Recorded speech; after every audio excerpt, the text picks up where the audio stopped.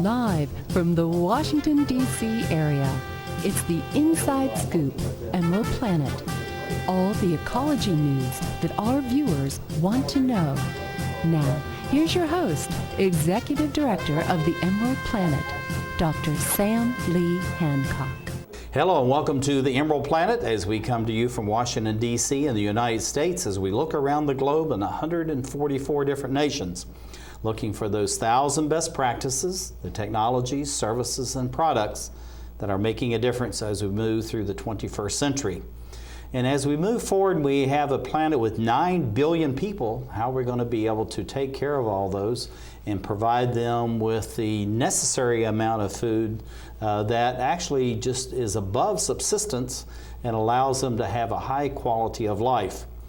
The estimate is right now on the planet, we are actually producing enough food for between 13 and 15 billion people.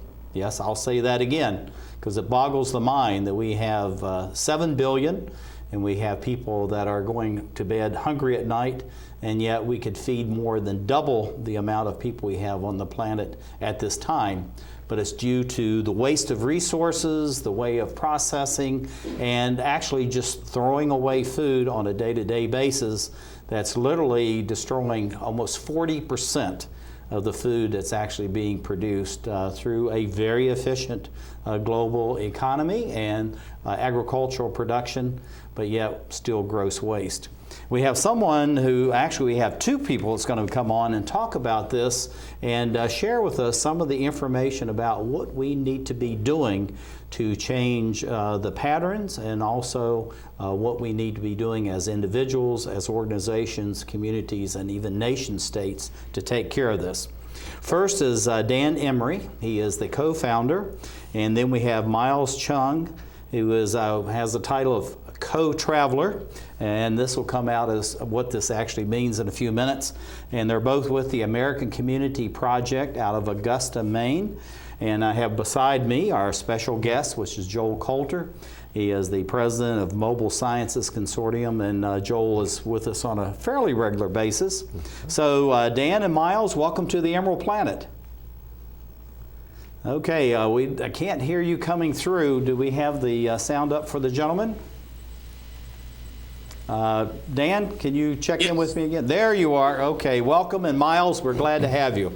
Thank you for having us. And we're going to let you explain what your title means in just a few minutes. Dan, tell us a little bit about the creation and purpose of the American Community Project.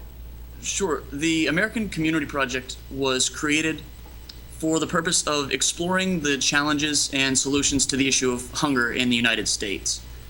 I created the American Community Project, or the ACP, based on experiences I've had over the last 10 years. It began actually back in 2003 when I visited Paraguay and witnessed extreme cases of poverty. For instance, there were kids who were 6 or 7 years old, begging on the street, trying to wash windows or selling items to make some change just to get some food. One night on the way back from a pizza place, I still had most of this pizza left, and we stopped at a store, and there were a few kids standing on the street corner, so I called them over, handed them the pizza, and my friend says, I get what you're trying to do, but if the wrong people see you do that, they'll wait for us to leave, they'll beat up the kids and take the food from them. And that had never occurred to me as a possibility before, so it planted this seed in my mind that maybe there's something more to this hunger issue than originally I thought. Over the next 10 years, after I returned to the U.S., I started working at Maine State Credit Union, worked on some community-based projects, and also served on our city council, and started seeing how all these things, the policy, the economics, the education, how all these things started tying together. And at the same time, we were investing a lot of our time, energy, and resources into solving the issue of hunger. The need was actually continuing to grow. So I wanted to see what was happening in other places. What were the challenges? How were they overcoming this problem? And what were the pieces of the puzzle that I wasn't seeing? And that's how the American Community Project came to be. Well, thank you for sharing about that, because it's a mighty work that you're doing It's very, very worthy for people to know about what it is that you're doing. And Miles, as co-traveler, tell us a little bit about what that means, and then what led you to actually link up with the American Community Project. Sure. Well, it's actually kind of a funny story. When Dan put this project together, he originally invited 10 other people to partake in this little excursion across the U.S., but slowly as the months whittled by, it came down to just me and him, and we stuck through it, and now it's just us two. But my personal involvement is focusing on the malnutrition aspect of hunger in the U.S. When people look at the obesity rate that's rampant throughout the U.S., they tend to think that people are just eating too much. Well, that's only partially correct. The real issue is that people are eating too much of the wrong stuff. The volume of the food that they're eating on a daily basis is quite large, but nutritionally, they're starving themselves on a daily basis. And I have particular interest in that because I myself was in that situation about 2 years ago when I weighed about 300 pounds or so. And that was due to a combination of just bad eating habits, not getting outside, and not having really the resources to try to incorporate more fresh produce and a healthier lifestyle into my daily life. Now, when we see your photograph coming up shortly, if we can start going to the slides, because when Dan comes on, we have a number of those slides that we want to be talking about, so we'll bring those up. But in a sense, you're kind of half of what you were before. Is that correct, Miles? Yeah, that's actually quite literally what it is. Recently I weighed myself about 175, but partial of that is due to our limited food budget. But for the most part, it's a lot of hard work, and it's really having an epiphany myself, just realizing what potential I could achieve, through fresher produce, utilizing whatever resources I have, and having that strong family support group to get me through that.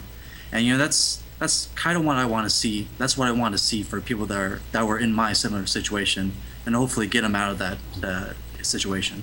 Yeah, Dan, we want to catch up on some of these slides. I don't know if you can see these in front of you, but the first one we have up here is the percentage number of households. I'm just going to lead you through, and then we're going to let Joel ask the next question. But if you could kind of take these, we'll just go one in the order because these are very important to share this with them. So first is the percentage of households. What does that relate to? This is U.S. versus Maine.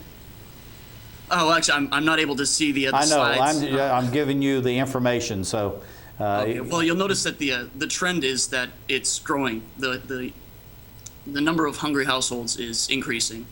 When you look at the number of folks who have needed SNAP benefits, the food stamp program, growing 30 million people in just a decade. It's like I mentioned earlier, we're putting a lot of these resources into solving the problem, but the increase is significant. Yeah, and the next slide is about the low food security versus food insecurity, the chart. Do you not have those in front of you there in your own computer? I'm bringing them up right now. So don't worry about it. Then we'll just follow our questions, and I'll have these just going in the background because these are self-explanatory, Dan.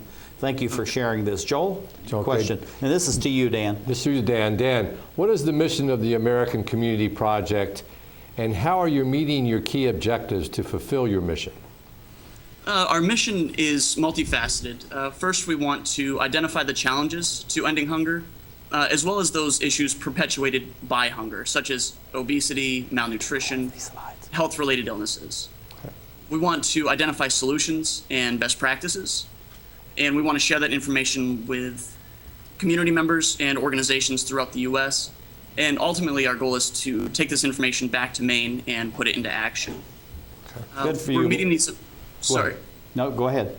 We're meeting the objectives through the conversations we're having with the different organizations, farms, schools, shelters, food banks, and we share this information primarily through our blog and our Facebook page. That's very good. Miles, what are some of the major challenges that you've identified as it relates to these objectives that Dan's just shared with us?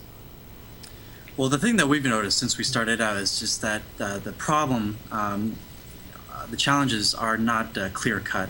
There are many that come up. For instance, access to fresh, healthy food, the cost for transporting the food to people that are in those impoverished situations, and also the transportation that these folks need to actually get to where they need to go, and also just a general lack of knowledge and education on the subject matter. And it's really also it comes down to how to actually prepare some of this fresh produce and how to utilize it into the best possible way for their diet. And it really comes down to helping these people understand what they can do to get themselves out of this situation. Well, a lot of the high profits for many of the food processing companies is to have these prepared foods, which has, sugar, salts, fats involved in it. People, in essence, almost get hooked on the food with those tastes. And then when they try to cook for themselves, it just doesn't taste the same. So that's one of the things that I think that you're talking about. Dan, what are some of the best practices that you've come across in your travel around the United States and the different communities that relate to how we can kind of reverse some of these trends? Sure. This is just a small sampling just because we've seen so many. But we get garden initiatives like the New Orleans Habitat Urban Garden Initiative with the Hug Initiative, or the LA Green Grounds in Los Angeles. Gleaning operations like Gather Baltimore or the Spokane Edible Tree Project. And then education and action initiatives like Rob Greenfield in San Diego, and then Global Gardens in Tulsa, Oklahoma. The projects that are helping people develop the skills they need to feed themselves or to gain employment so that they can take care of themselves. Well, I tell you, it's wonderful what you're doing. Joel, we have time, and this is going to have to be quick, yes. Miles. We've got about 30 seconds, okay? Sure. Joel? So, Dan, what are some of your plans once you return home to Maine? This is to Miles. To Miles. Oh, sorry. Yeah, Fine. when I get back into Maine, we plan to share this information with everyone, including any local farmers and whatnot, to try to build a better connection between the people that we know and try to make our town a little bit better place. I also plan on trying to start up a small taco truck to utilize some of the fresher produce and try to bring that to the community. All right, gentlemen, we're going to be losing you since you're coming in by Skype, but I have the percentage of food being wasted and all that comparison, Dan. So we're going to go out on that chart. So thank you for sharing that. And thank you for being with us as we're looking around the globe to create the Emerald Planet, to learn about how we're going to provide food security for a globe of 9 billion as we create the Emerald Planet. Too many women get hit by their boyfriends and husbands. Too many women are pressured into having unprotected sex. Half of the people in the world living with AIDS are women. It doesn't have to be this way. Together, we can change this reality. Let's strive for a world free of violence.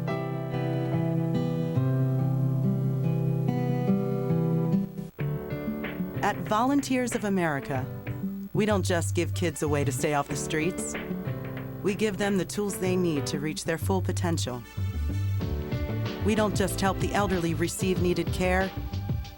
We help them live life to the fullest.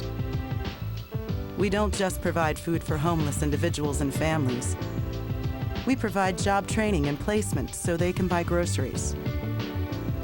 Volunteers of America is a national organization that for over 100 years has provided programs and services that allow people to overcome their challenges to become vital members of their community.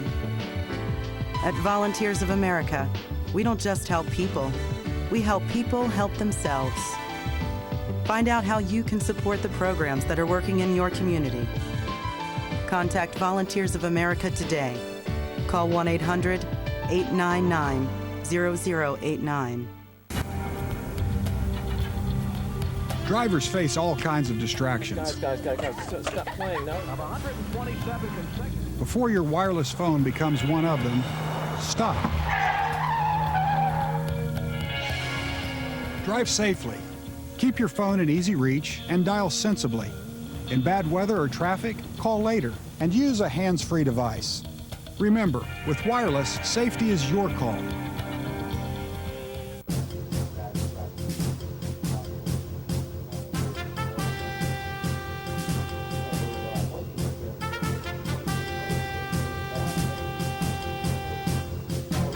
We're back to the Inside Scoop Emerald Planet. Here again, your host, Dr. Sam. Hello, I'm Dr. Sam Hancock of Emerald Planet. We're coming to you from Washington, D.C. in the United States as we're looking for those 1,000 best practices, what we call the best of the best in over 144 nations around the globe. And we're looking for this best practices in the area of food security, sustainable nutrition, and food production. Because as we have a planet that adds 2 billion new people by 2050, how we're going to be able to provide the sustenance that they need, at the same time to provide the quality of food, because it's not, in many cases, the quantity of the food, but it's actually the quality that people are faced with, and it's creating many problems as far as obesity and heart disease and a number of other issues that's become more acute as we do move towards 2050. We have someone who is coming in to us from the grand city of New Orleans down in Louisiana. It's Michelle Conway. She has a very unique title called Blight Reduction Coordinator. We're going to learn about what that means. I've never heard of that title before. And she's with the New Orleans Habitat for Humanity. And then the Habitat Urban Gardens called Hugs in New Orleans. And Michelle, welcome to have us with you and to explain about all these hugs that you're giving to New Orleans. Well, thank you for having me. Well, we're glad to have you. Tell us a little bit about the Habitat organization first, and then about your Hugs project, and then we'll go in the impact and effect you're having on the city. Sure. So New Orleans Area Habitat for Humanity was founded in 1983 as an independent affiliate of Habitat for Humanity International. And we've built more than 400 homes since Hurricane Katrina, including big rebuilding projects like the Musicians Village. And we provide opportunities for home ownership for low-income, hardworking families in the New Orleans area who might not otherwise qualify for a traditional home loan. And we offer them zero-interest mortgages, and they contribute what we call sweat equity hours in the building of their home in lieu of a financial down payment. And so in recent years, we've kind of expanded the scope of what we do from just building homes, new homes, to taking a more holistic approach to neighborhood revitalization, including historic renovations, a home repair program, neighborhood cleanup projects, and of course the Habitat Urban Gardens program. And the Habitat Urban Gardens program, which we call HUG, started as a way for us to better manage our inventory of land and to cut down on costs on the maintenance of that land. So as a home builder that builds around 30 homes a year, we at any given time own around 100 lots around the city of New Orleans.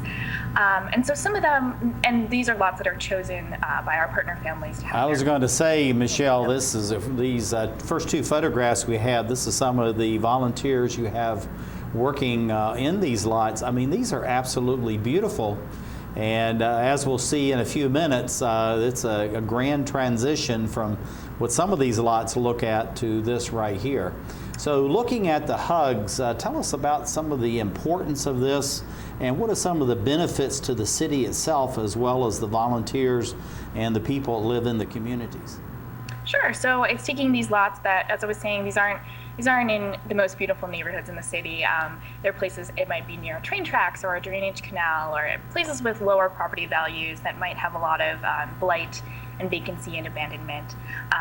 And so rather than us carry the cost of maintaining these lots and just mowing them every month, we decided to partner with organizations that do urban gardening projects, individuals and organizations, and have them use that land and maintain it for 5 years for $1 a year. So we're allowing them to use the land in exchange for maintaining it, and they've turned it into some really, really beautiful gardens in neighborhoods that didn't start out so beautiful.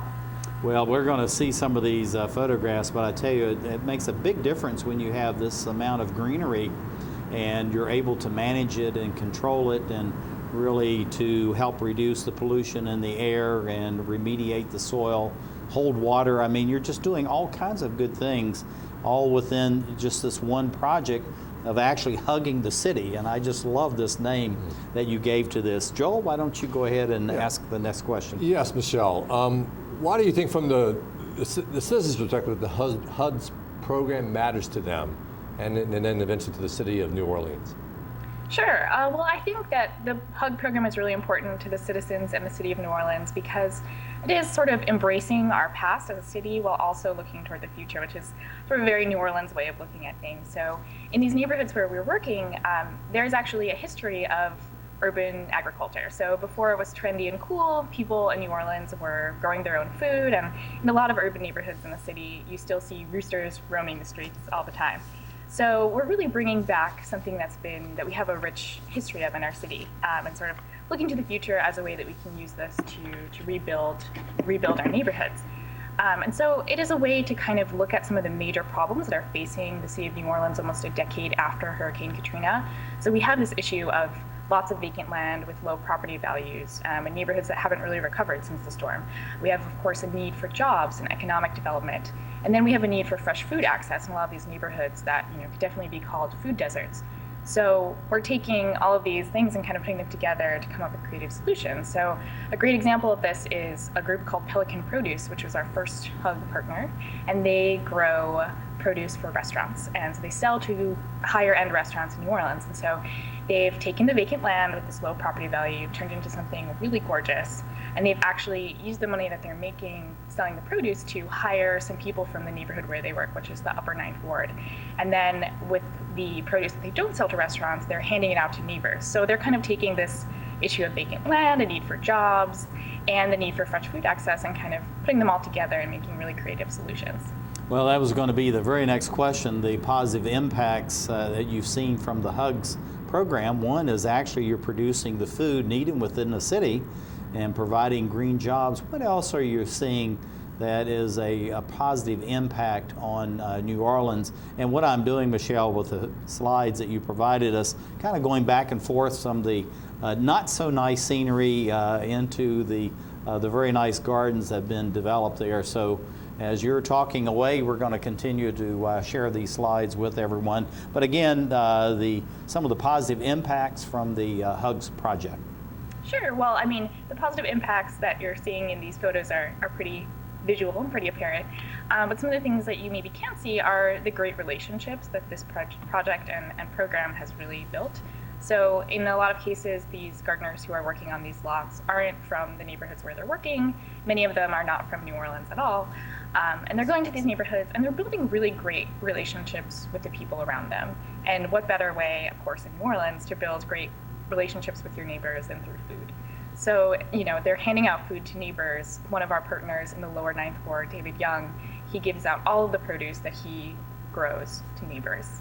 And he keeps honeybees and he makes honey and sells the honey as a way to support his gardens, but he otherwise gives everything away to neighbors. And he's from outside New Orleans, and it's really created this great relationship. And then for Habitat, New Orleans Area Habitat for Humanity itself, we're creating these great new partnerships with these, dozen or so gardeners who are working on our lots, and that's creating new opportunities for our volunteers who are coming from both inside and outside of New Orleans and are looking for different ways to engage with the city outside of, just the regular traditional new construction build. So it's giving a new, menu of experiences for people to have when they come in to volunteer with us. That's fantastic. What are some of the unexpected outcomes that you've seen over the years through the HUGS program, both for the city of New Orleans and then also just the individuals, just like this young lady that's standing here, very proud of her t-shirt and the work that she's doing in the gardens. So again, some of the unexpected outcomes that you've seen. Yeah, one of my favorite unexpected outcomes about this project has been the connection that it's built with restaurants in New Orleans. We love our food, we love our restaurants here, we have this great food culture, and so our gardeners, especially Pelican Produce that I mentioned earlier, are selling to restaurants. And so we thought it would be great if we tried to connect more of our gardeners with chefs and local restaurants.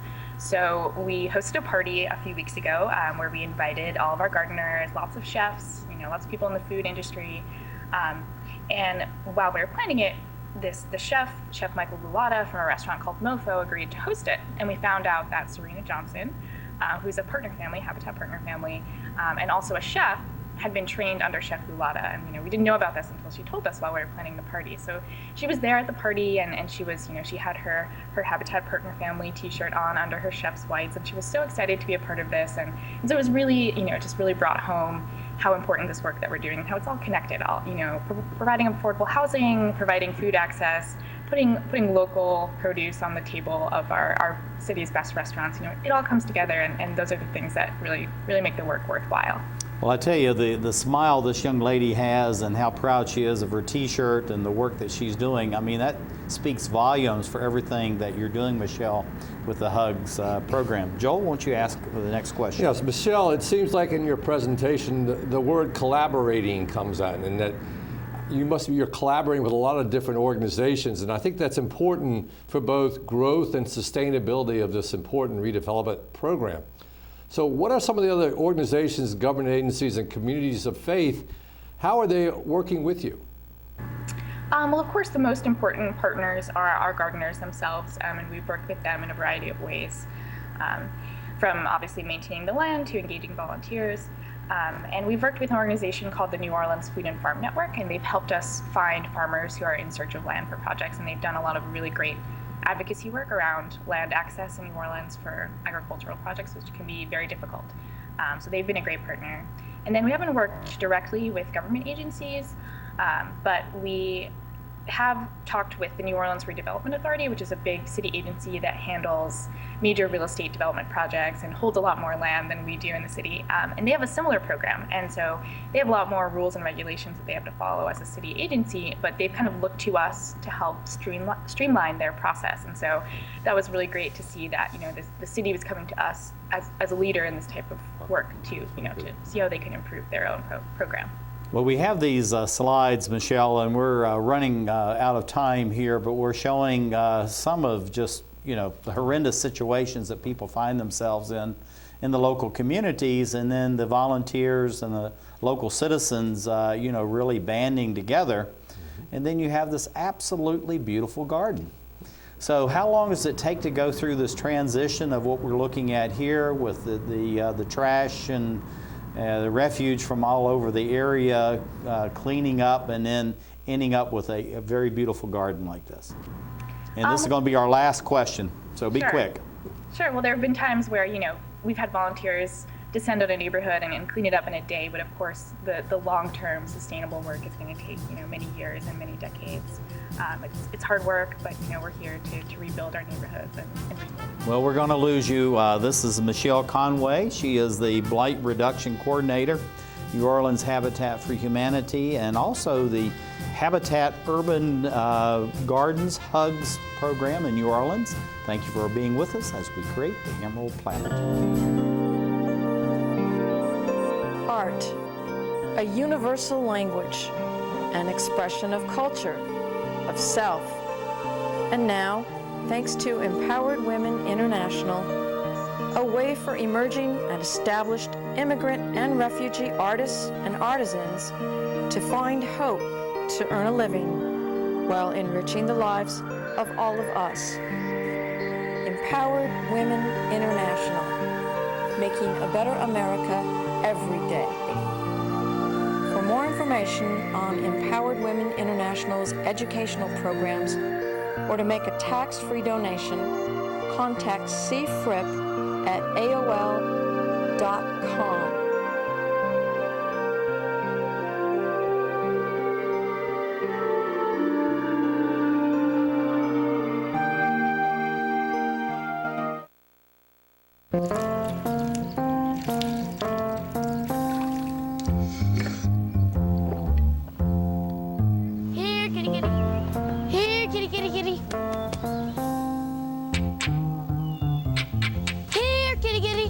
You'd think it would be easy to tell which kids have trouble with their eyesight. But that's not always the case. Even though 1 in 4 children may have a vision problem, eye doctors tell us the symptoms aren't always so obvious. We do know that 80% of all childhood learning is visual. And without good vision, kids can have trouble learning to read and may fall behind in school. For clues on how to spot the real-life signs of childhood vision problems and what parents can do, visit checkyearly.com. A public service message from the Vision Council of America and Reading is Fundamental.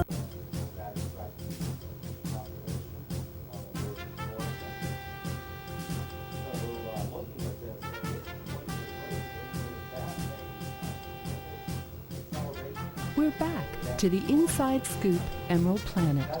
Here again, your host, Dr. Sam.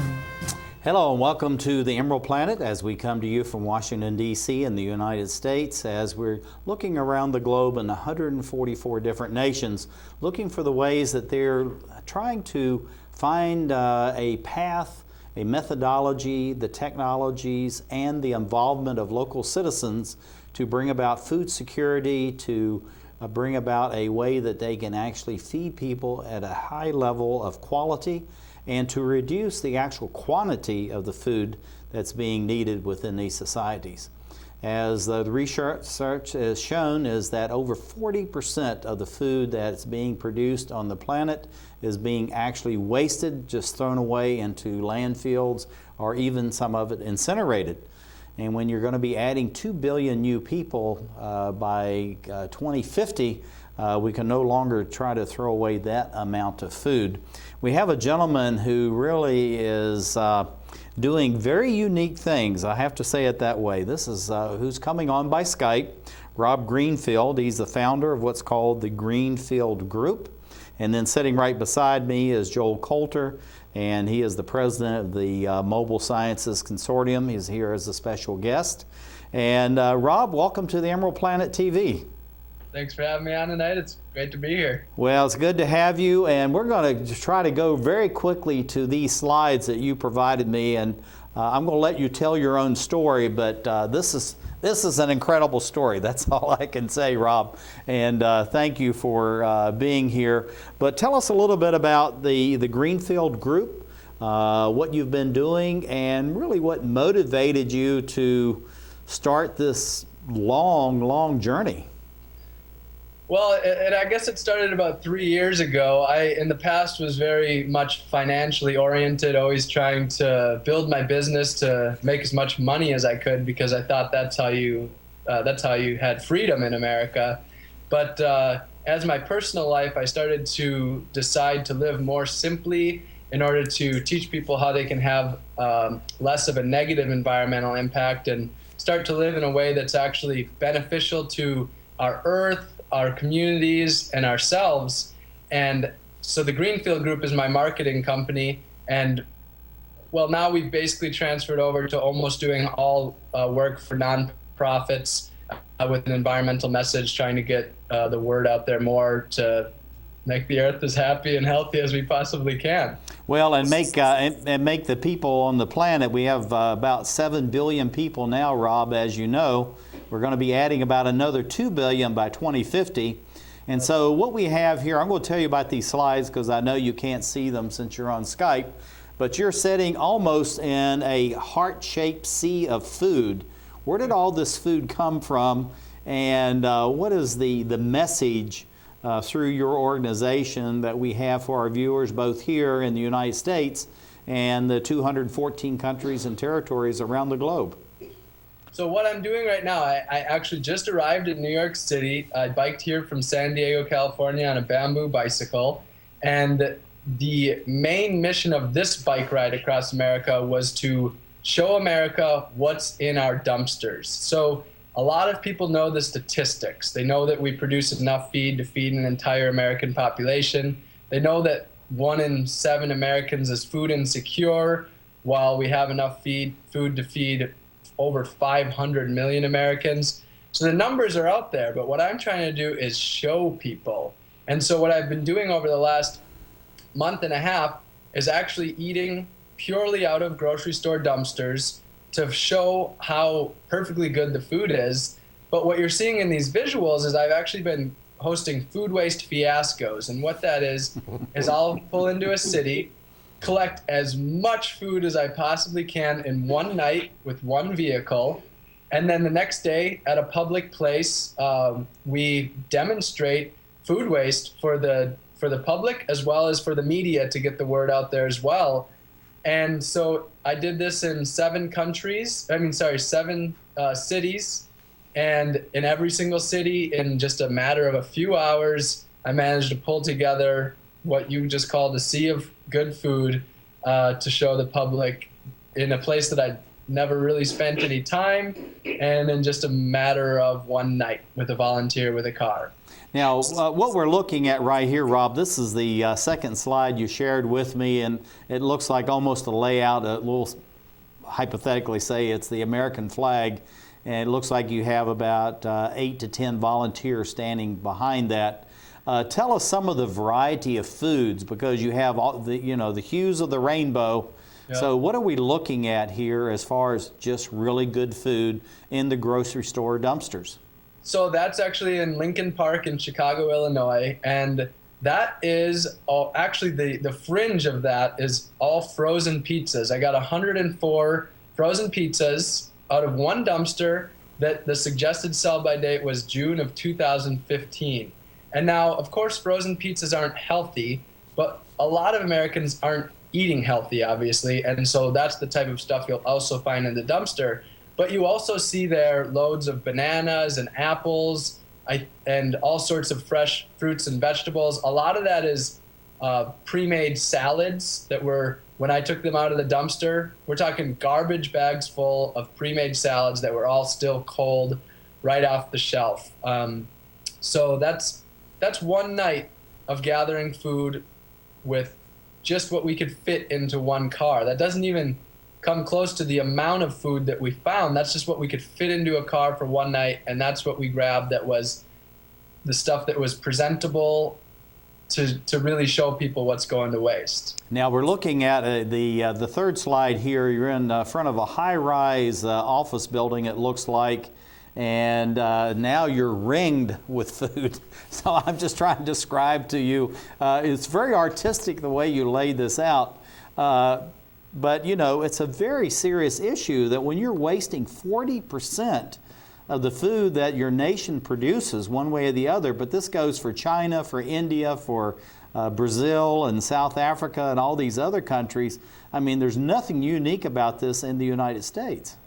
No, it's all over the entire world, although we are the worst. And by far per capita, as we know, we have 2% of the world's population, but we use 25% of the world's resources. So I believe that most of our major issues right now do stem from America, and also what America is teaching other countries to do, because a lot of countries, they have a desire to do things similar to us. So what I'm doing is I'm focusing my work on this country, because I actually strongly believe that if we can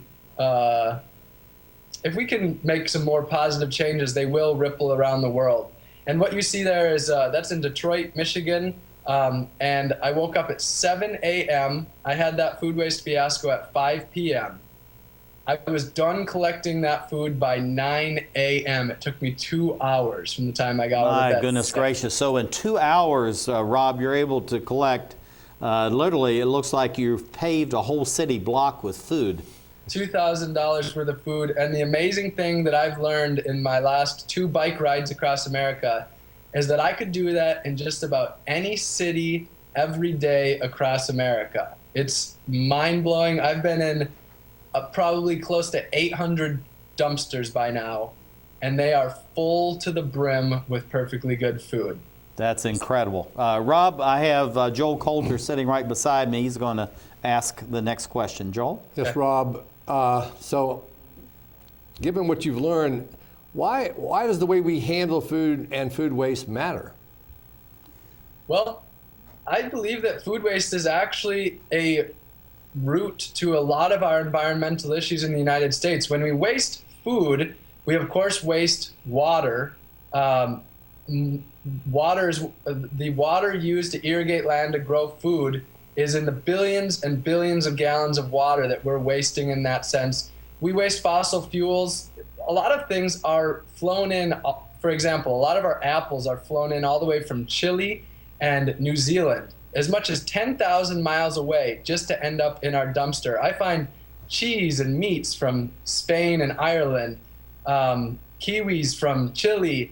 So we're talking about mass amounts of fossil fuels being used to transport the stuff here, mass amounts of fossil fuels being used in the fields, mass amount of chemicals in the non-organic food sector, which is obviously a vast majority. So the thing is, and then beyond that, when the food is sent to the landfill, as most of it is, that also is CO2 emissions. So it's a huge factor in climate change as well.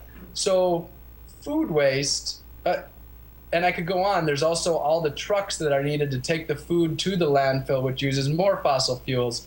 So in all levels of this, we're talking about wasting water, energy, fossil fuels, time, labor, for no reason, but just to end up throwing all this stuff in the landfill. Yeah, so we're using a vast amount of chemicals, which is bad for the environment, and at the same time, we're producing huge amounts of methane and all the other releases from the rotting food. I'm going to combine two questions, Rob, because we're quickly running out of time.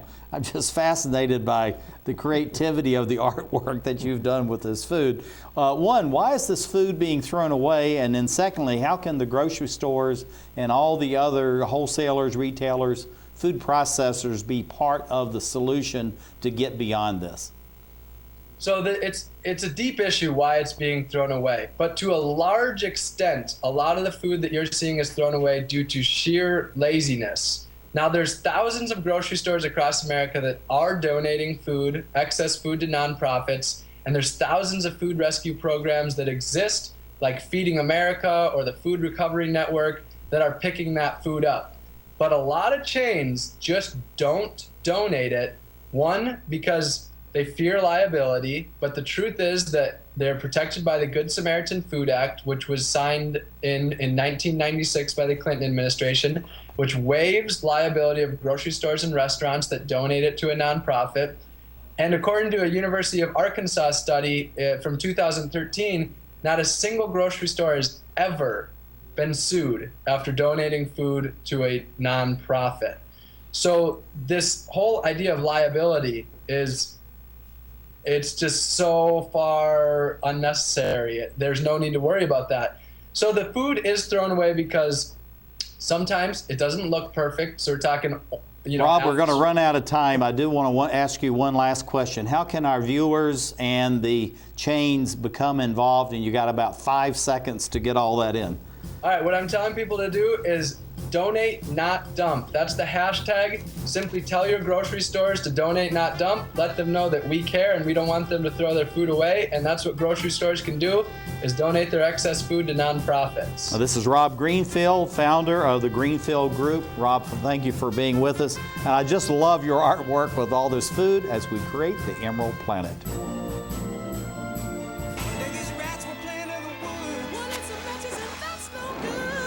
Listen to smoke before you give it a try. Only you. Don't play with matches. Don't play with fire. Cause there's nothing very funny about Greenfield life. Nothing very nice on a homeless mind. So if a gorgeous force is what you desire, don't play with matches. Don't play with fire. Only you can prevent wildfires. Fire. Why don't you just wash your car at home? When I wash my car, everything runs down the street and down into the storm drains. With all the chemicals in the soaps and waxes, the last thing I want to do is poison my own drinking water. At least here, it's all contained and recycled on site. That's why I also take my car in for oil changes instead of doing it myself. I might take a chance on spilling stuff. You know what the best part is? What? More time to kick back and watch the game. How far would you go to protect the planet? I want you to build an ark. Here we go. Okay, that's good. Oh, okay. Ow! Maybe there's another way. People, the flood is imminent! Is it too much to ask for a little precipitation? Go to fightglobalwarming.com to find out what you and your community can do to reduce global warming pollution.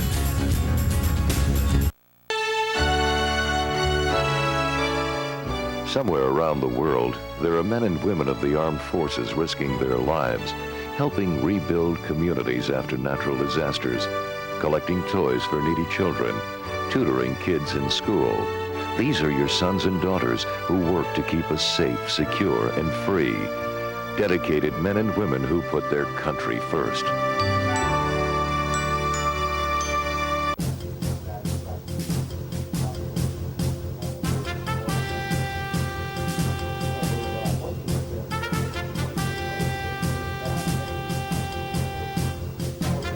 We're back to the Inside Scoop Emerald Planet.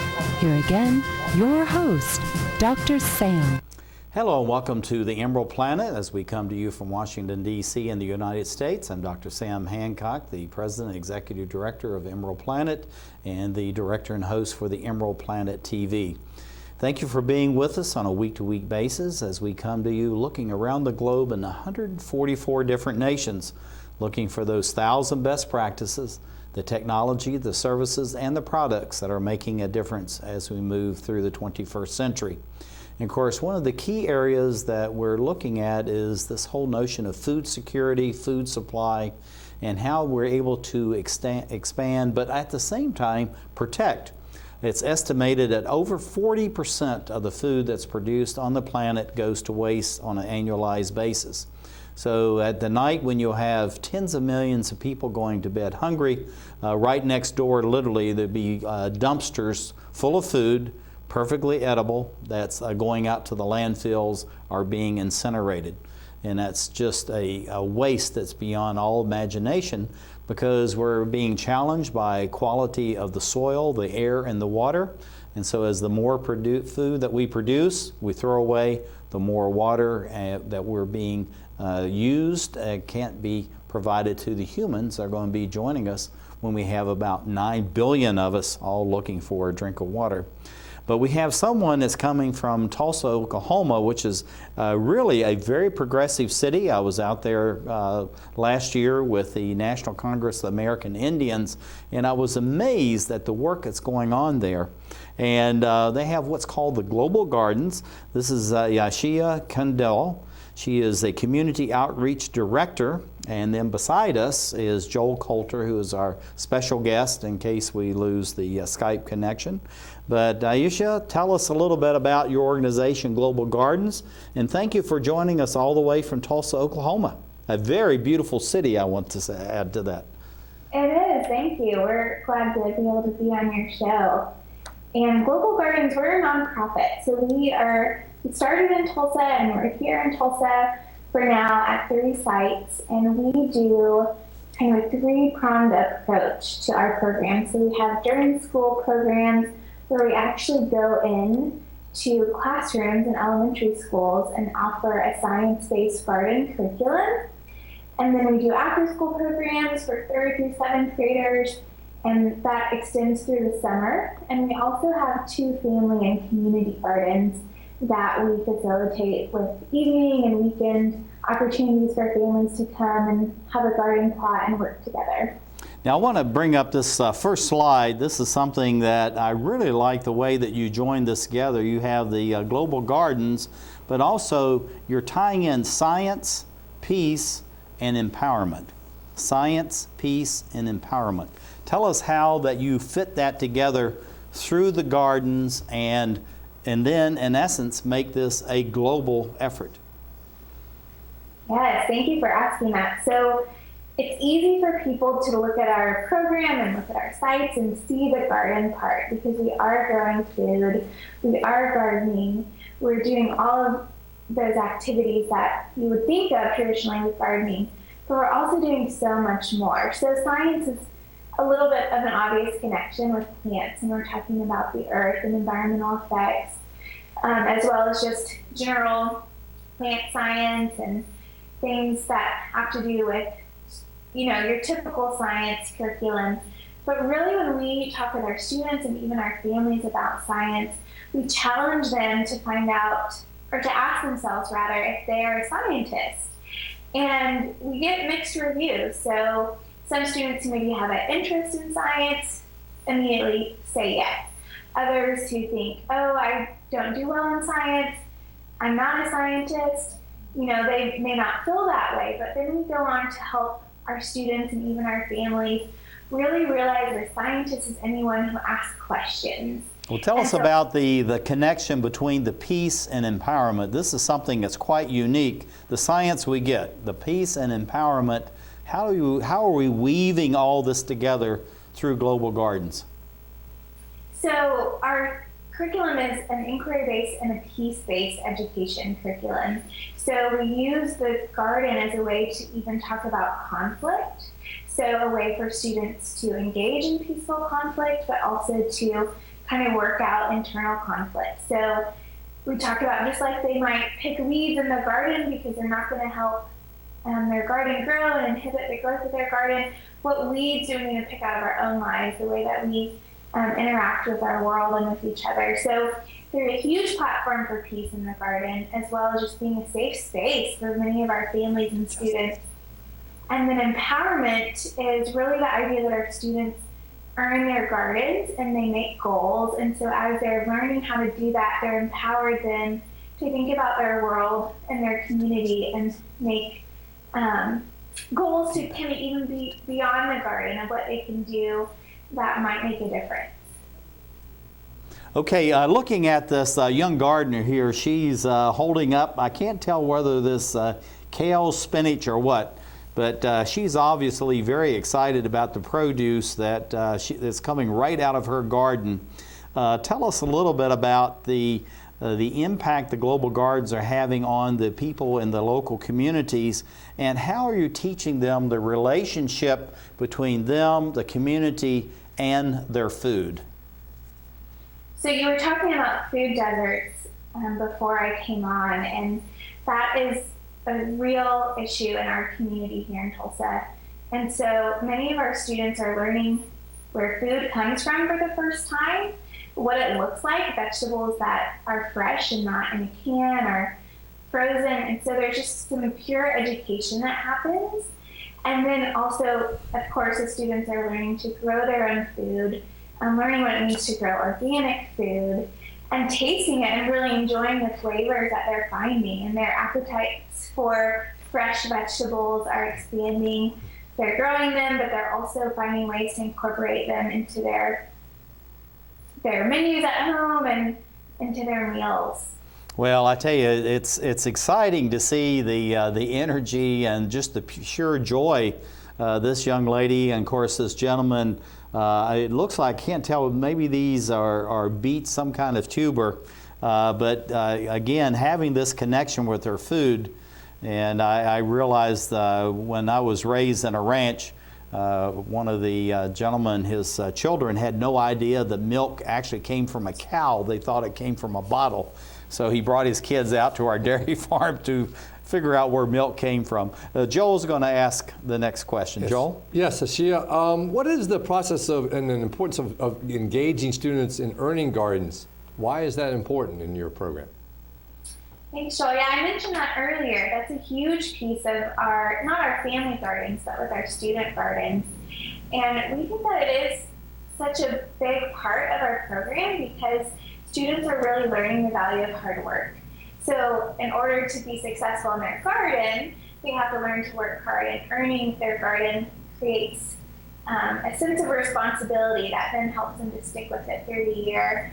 And also for many of our students, we're working in low-income communities. So the dignity and value that comes with hard work is not always modeled for many of our students. And so in order to help them develop that, sometimes it takes examples outside of their home or outside of their immediate community to really model what it means to earn something, to work hard for it, and to find satisfaction in that.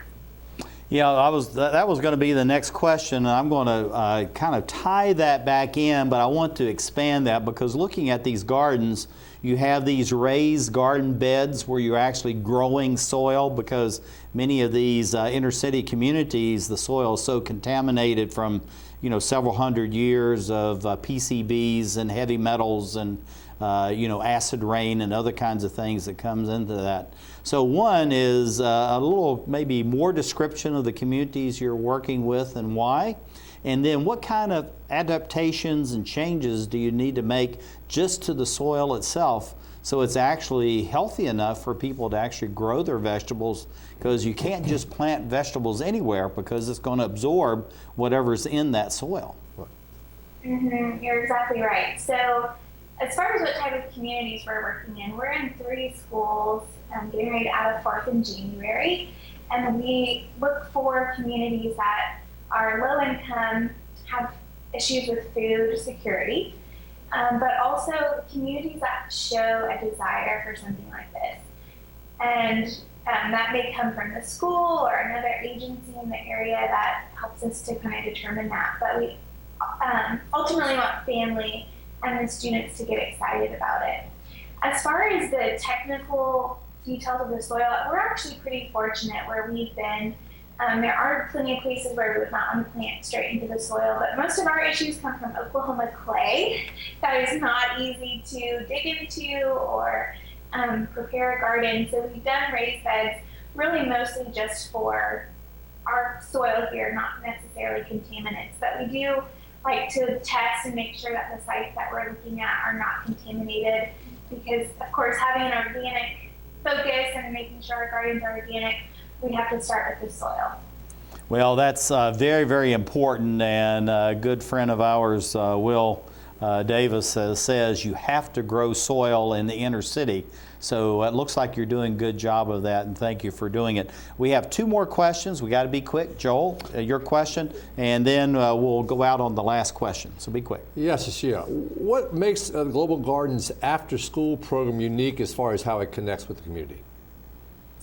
Sure, and actually I just thought of something I want to mention on the last question. We also compost, so we talk a lot about compost, so we're adding compost to our soil continually too.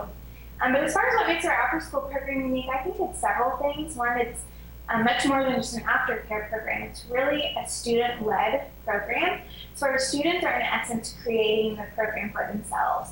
So they're earning their gardens, they are deciding what they want to grow in them, but also they're deciding how they want to impact the community. And that looks different every year at every different site, because our students may take an interest in something that is specific to their needs and their community, and so they really get the satisfaction that they're creating their program and they're having an impact that is really significant and unique. All right, got a quick question, Ayschia, and we got to be quick. What do you see for the growth of Global Gardens over the next 5, 10, 15 years? You got about 5 seconds. Great question. We're still figuring it out, but hopefully expanding and serving more students and families. Oh, fantastic. This is Ayschia Kuykendall. She is the Community Outreach Director of Global Gardens in Tulsa, Oklahoma. So right beside me is Joel Coulter, the President of Mobile Sciences Consortium. And thank you for being with us as we look at how we're going to provide food for 2 billion new people on the planet by 2050 as we create the Emerald Planet.